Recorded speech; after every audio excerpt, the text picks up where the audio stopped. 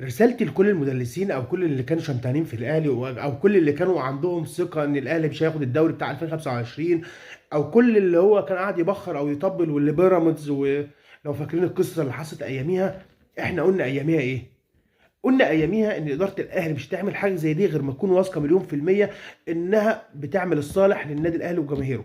ليه؟ انها كانت اياميها قالت احنا عاوزين حكام مصر، حكام اجانب، عشان خاطر النزاهه والشفافيه في البطوله. لما لقينا الاخطاء كتير في التحكيم، يطلع بقى اخواننا المدلسين ويطلع مؤتمرات ويطلع يقول لك احنا ندعم الحكم المصري. يا عم ماشي ندعم الحكم المصري، بس انت بقالك سنين ضوئيه بتشتكي من الحكام المصريين والمظلوميه وتدعي المظلوميه وتقول احنا بننظلم، احنا بيتحط علينا، احنا كل مره يدوا الاهلي دوري حرام. طب ما انتوا 2019 محمود البنا لسه طالع امبارح قرر واعترف، قال لك باللفظ كده ان الاهلي ضاع منه بطوله 2019 بسبب الجون اللي انا لغيته في طلائع الجيش. يعني انتوا خدتوا بطوله حرام. ويطلعوا النهارده او من يومين كده يطلعوا يقول لك ايه؟ خلاص المحكمه الدوليه يوم في شهر 3 وخلاص هتحكم لبيراميدز. هتحكم لبيراميدز ايه يا عم؟ انتوا بتهزروا. عمر ما اداره الاهلي او عمر النادي الاهلي ما يخش في موضوع غير ما يكون واثق في الميه ان ورقه سليم مليون في الميه. اما انتوا ماضيين على لائحه يا جماعه، في لائحه ماضيين عليها. لما تيجي تحاسب بقى، عاوز تحاسب الموضوع ده، حاسب ناديك، حاسب فريقك، حاسب مجلس ادارتك اللي هو مضى على اللائحه بتاعت ان البطوله الخصم 6 نقط او 3 نقط.